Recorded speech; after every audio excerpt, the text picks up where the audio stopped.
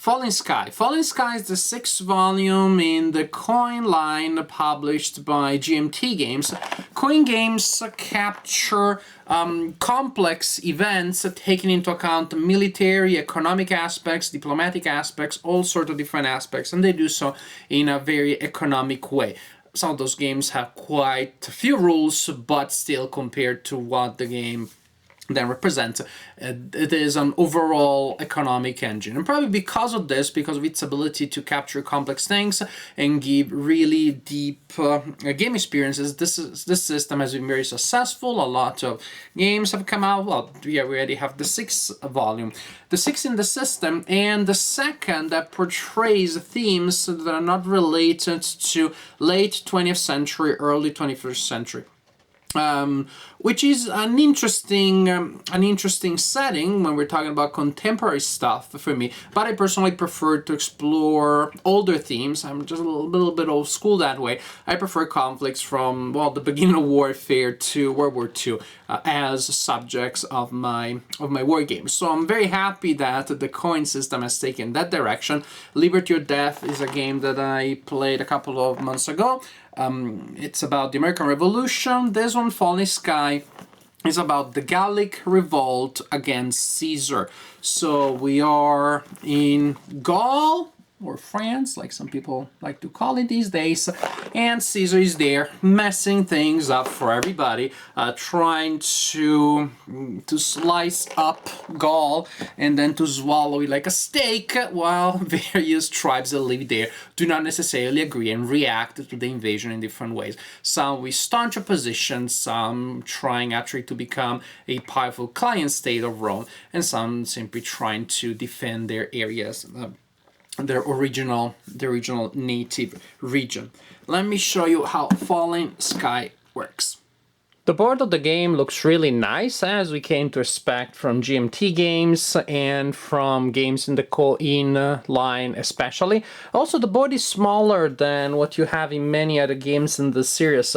Probably because here the area of operations is kind of square-ish, so it is possible to place it on a single map. There aren't many areas. With other maps, say for example with the game about Vietnam, then well, the shape is such that you need a larger map to be able to cover the entire area and also to have individual zones, since still large enough to place pieces on them.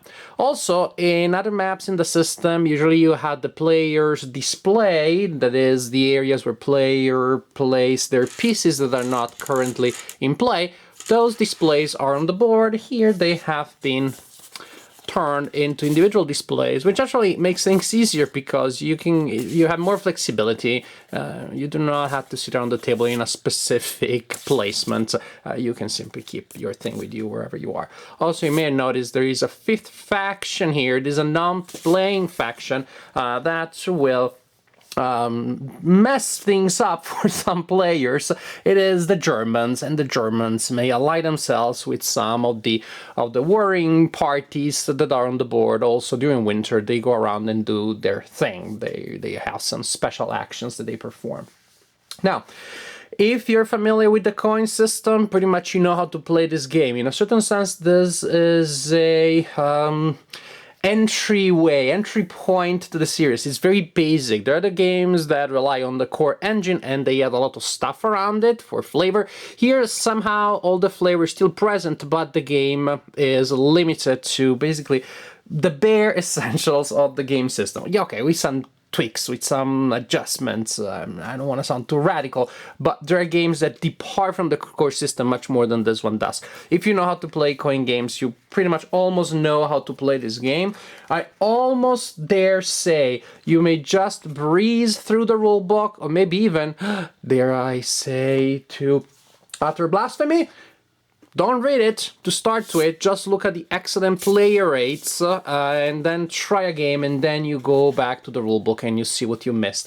I think you can play the game skipping the rulebook just from the player rates. This is how basic this game is, which I see that in no derogatory way, but how down to the essential this game is, but also a testament to how phenomenally good the player rates for this game are. So, the idea is the same as you have in other coin games. You have a deck of cards, not all of them will be used in all games. Good unpredictability, no counting cards, no knowing exactly what's gonna be. You shuffle them in individual decks, in small decks. In each deck you place a winter card that represents a special scoring turn where you check for victory, the Germans do their things, and other thing happens. Special functions for the game, within the game need to be resolved. And then simply you will have your deck of cards on the table. There will be a card which is the active card and another card which is face up on top of the deck, and that will be the card for next turn, so you know what to expect. The symbols on top indicate the order in which the players can activate their parties. In this case, blue gets first, and blue has a chance of activating, then yellow, then red, then green. Usually only 2 parties per turn activate, so usually you would only look at the first 2 ones, but it may be that somebody decides to pass. In this case, later parties in the line get a chance of activating. Different cards, of course, at different orders, so you do not know exactly the order in which things will happen. When a player gets a chance to activate, the player can perform one or several things, and what you perform you record by using your marker here. For example, if I'm the first faction that activates and I decide to give a command and also to use a special ability, I place my marker there simply because that will influence what the next player that activates that turn can do. So if I had that option, I took a command and I use a special ability, then the second player can activate the event on the card.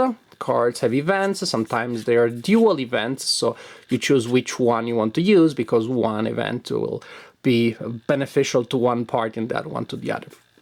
So in this case, the second player would be able to choose an event or to perform a limited command. If the first player performed an event, chose the event, then the second player gets a command and may add a special ability.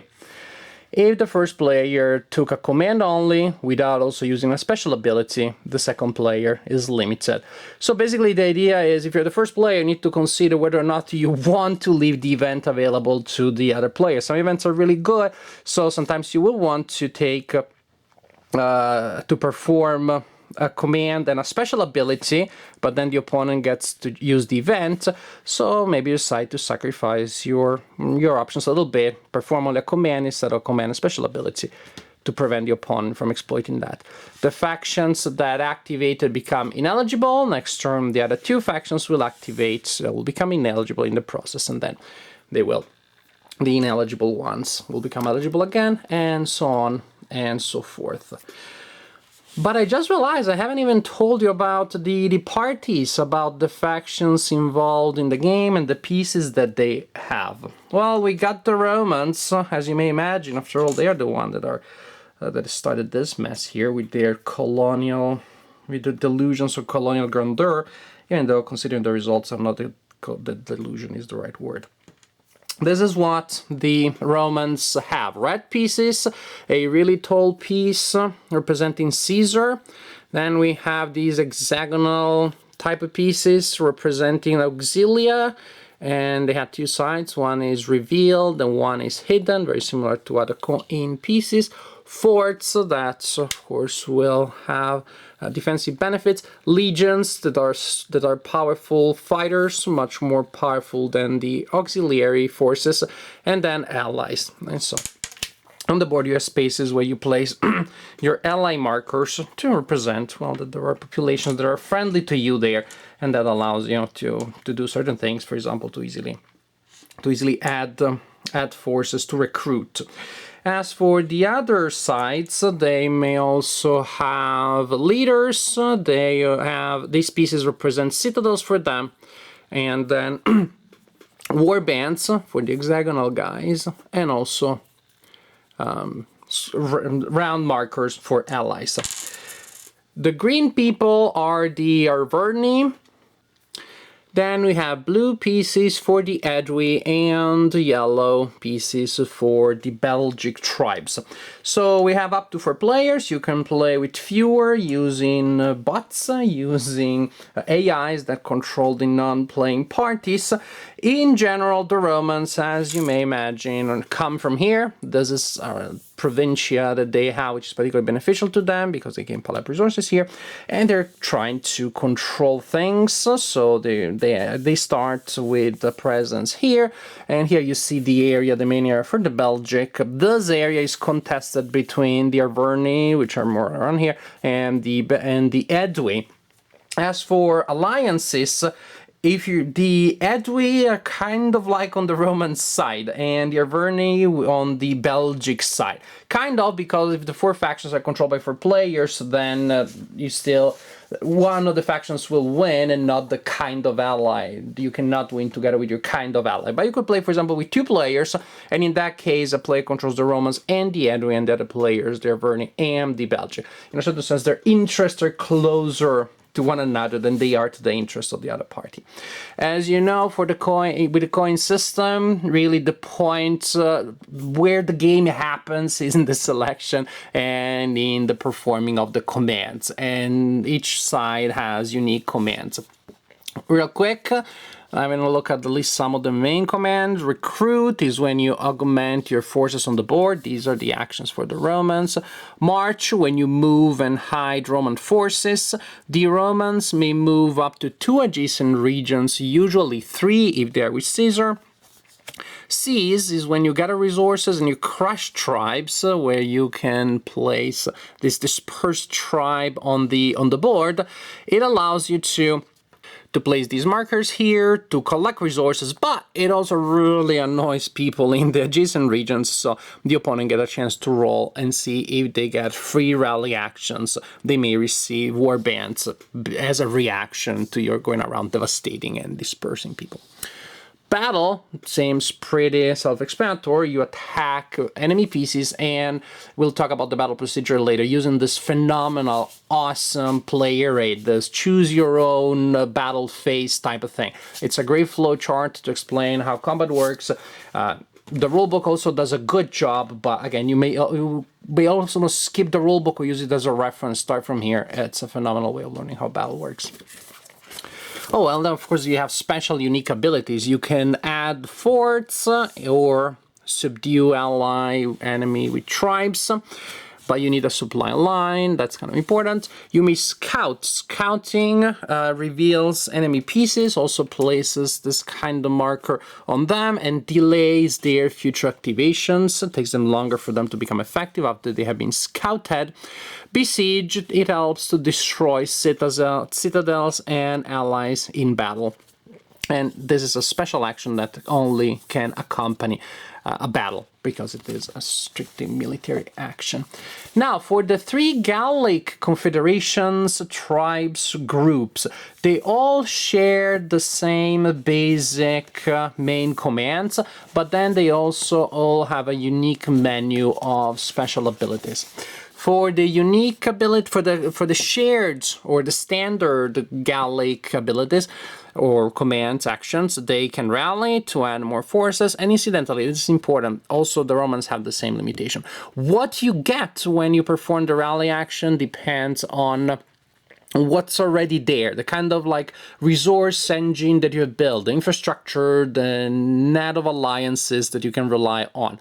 So in each region, if you have control, or Vercingetorix is there, then you get to play an ally off, or if they have a leader and also, or an ally or a citadel, so if they spend some time building stuff there, then you get war bands equal to the number +1. So you get into a region, you shake hands, you introduce yourself, you make allies, and then recruiting there, rallying there becomes much easier. If they ever have an ally in the city, then you replace it with a citadel, and so on and so forth. So there is this sort of like slow, gradual building of infrastructure before you can really get the most out of a rally action.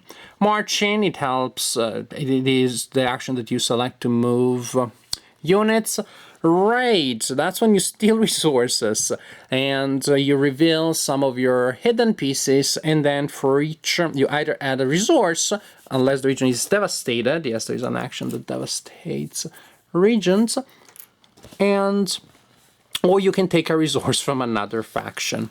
Battle is just attacking. Now for the unique actions, the Averni may entreat, so that is sponsor betrayal and turn allegiance to Averni, and they can replace a warband or even a Roman auxilia with their own stuff, with their Averni counterpart. They may devastate a region. They place a devastated marker there. They also remove pieces of their own and enemy pieces. Ambush, it goes together with battle, and it increases the chances of being successful in battle. And simply means that any battle that begins, the advantage is that there is no retreat for the opponent unless it is versus Caesar. Each loss removes one defender and there is no counterattack.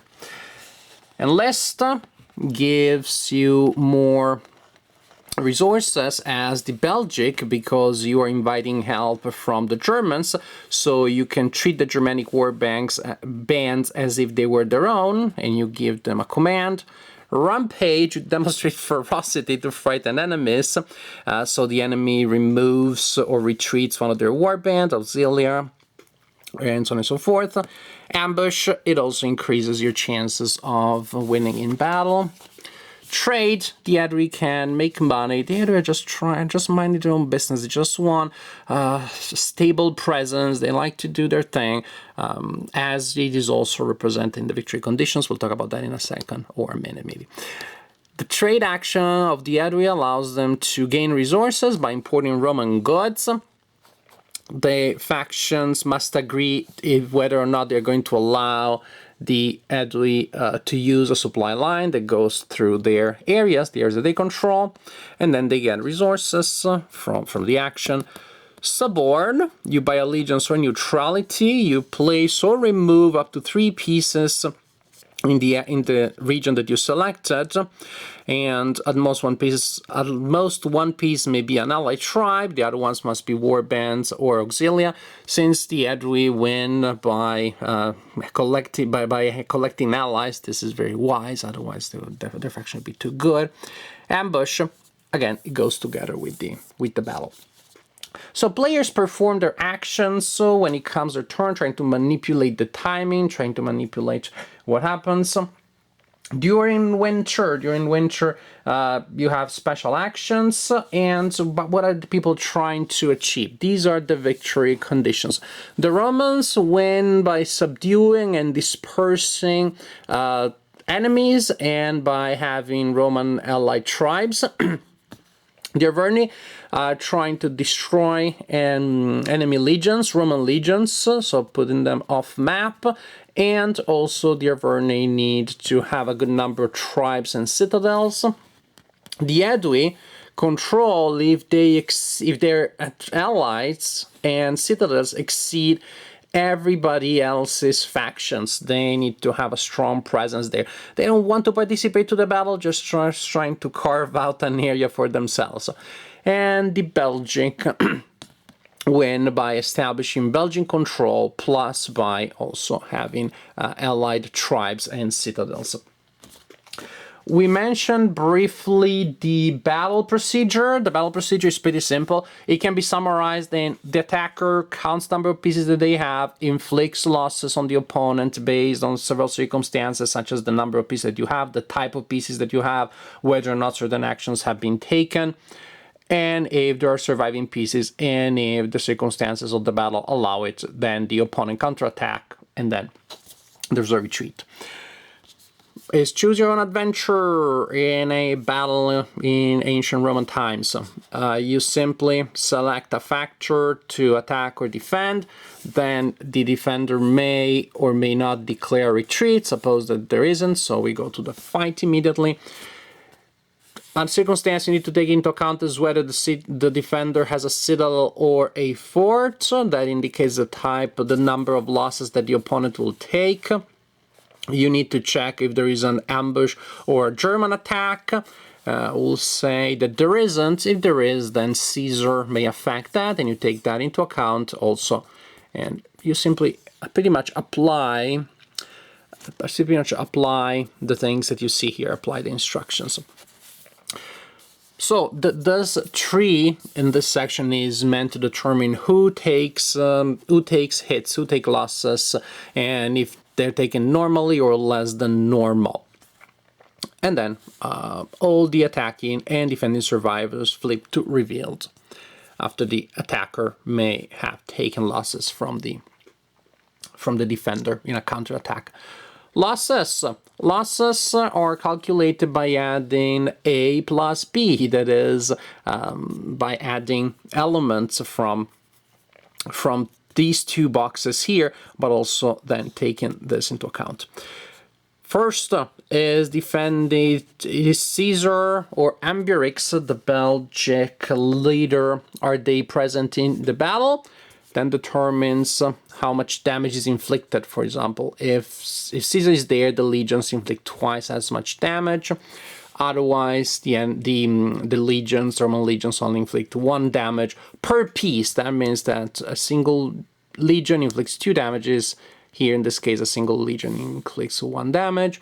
Then you also take into account the presence of enemy leaders and the presence of Roman auxilia that are half loss each. They inflict half loss each. Also, regularly, by themselves, unless other effects apply, Gallic warbands only inflict half loss on the opponent per warband.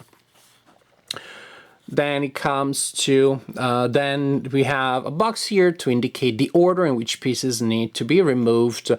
The owner chooses the piece, and if there are warbands, auxilia, and ally, you go down this road here. You simply remove them. If you have leaders, legions, forts, or citadels, these are strong pieces that may be able to absorb a hit without fully taking it, without receiving damage. But these are good pieces, so you have to decide if you want to remove, say, a warband or an ally for sure, or if you want to take a chance of losing a stronger piece, but if you're lucky, then you don't get any damage at all. If you have one of these pieces, you decide to use it to defend, then you roll a die, and depending on the result, you may have to remove the piece, remove the strong piece, or you may be successful, the piece is not removed. And in that case, the piece of defended may be used to attempt to absorb multiple hits. And then there are more losses, then you repeat the procedure. And this is how the game works. Okay, I have to complain about this. What kind of self-respecting designer makes a game about this topic and does not give the Gauls the option of brewing the potion? I mean, it's just mind-blowing. Who would do that? Okay, I'm speaking in jest. Who cares about the potion, right? Especially because I think it's going to be in the expansion. The potion expansion. Please, GMT, think about that. Kidding! It's a great game even without the potion. It is really a good game. It is really a great game. Fun, intense, deep. I feel like I'm repeating myself a little bit when it comes to my conclusions of games in the coin system because they are so good. They just achieve so much with a comparatively lean system. Now, when you have games such as A Distant Plain about Afghanistan, Fire in the Lake about Vietnam, those are games that have a degree of complexity and yet they still feel economic compared to the depth of the phenomena that they capture and they depict, that they allow you to interact with. But then there are other games such as Cuba Libre or this one, which are objectively lean. They're lean per se, and yet still they give you a lot of nuances, a lot of details. They give you a sense of a three-dimensional experience with a lot of moving parts, a lot of agents, a lot of conflicting interests, a lot of factors that the players have to worry about. And yet the game still does so in a very manageable way. Falling Sky probably could act as an entry point to the system. I would recommend it to players that haven't played the system before. It isn't the level of complexity of Cuba Libre. It is just that the map is much more interesting. The interactions to me are more interesting. To me, this is now the best gateway to the coin system. I really like, I may be repeating myself when I talk about coin games, but I simply like how these games capture completely non-symmetrical interests, completely non-symmetrical capabilities of different parties, and they do so in an effective way. What happens here is with players that again have to adopt very different strategies, because the victory conditions are different, their capabilities and resources are so incredibly different. The Romans are the terminators of the story, as they very well should be. You go around, you destroy stuff. That's pretty much it. Well, that's apparently because then, of course, there are other considerations. That's what you're trying to do, but you also need to put down allies, you need to spend some resources to create a net of alliances there. As the Roman player, you're pretty much playing Caesar, and you had to worry about the Senate back home, because those people are pretty mercurial, temperamental. They like you, they flatter you, they adore you, they detest you. The mood of the Senate can swing widely, and there is a section of the board that you use to keep track of that. There are game effects that will affect that, and depending on how the Senate sees Caesar will have access to certain resources or not. So very important element there. So you're destroying everything, you're going around smashing things, but you also need to keep an eye on the Senate thing, and you also need to be able to build up your structures on the ground that you are devastating. I should say on the populations that you are destroying. The ones that actually devastate the ground are the Averni, which are bellicose, which are belligerent, and that have a hard fight ahead because they're trying to keep the Romans out. They do not have nearly the same capabilities, so they have to play a little bit of a guerrilla engagement, finding the right time to punch, finding the right timing for retreating, delaying, and this sort of things. The Aedui, I don't know, in a sense, they are the nicest thematically, and of course also the ones that may get some bad rap. They're the nicest because they're just minding their own business. They want to do little trades, they want to keep their area. They are okay with the invader as long as there isn't war. So the aspect, as long as we don't have war, is what makes them nice. On the other hand, of course, the other Gauls see them as the sellouts. So there is that aspect there, and they are trying to create their alliances to retain their control of the area in the middle of the map, which of course is also kind of like they're in the middle of a highway as armies are going back and forth and trying to attack people that are on the other side. So they are in a delicate position there. Very often in coin games, you have a faction that is like considerably weaker than the others. I wouldn't go as far as calling it the sucker faction, but there is a faction that is that has fewer things to do, has less influence, and usually that is still good to play. I don't know, in Liberty or Death, in a certain sense, France is that, because at the beginning you really don't do much. You're just waiting for the American player to convince you that it's worth engaging in the war. Here, the Aedui are a little bit like that, but not as much. I'm trying to say that I actually, in this game, I find the four factions to be balanced in terms of reasons for interest, in terms of play capabilities and things that they can do. The Aedui seems to be a little more constricted. They have very straightforward objectives, and that also makes them feel maybe that way a little more, I don't know, less complex, less challenging, but they still have a lot of interesting stuff to do. They do have to do diplomacy. They do have to be in good terms with the Roman player. So I'm not trying to call the Aedui the sucker faction. Quite a contrary, I'm trying to say the closest thing in this game that resembles that idea is the Aedui, and doesn't even resemble it much. So they're still an interesting faction to play.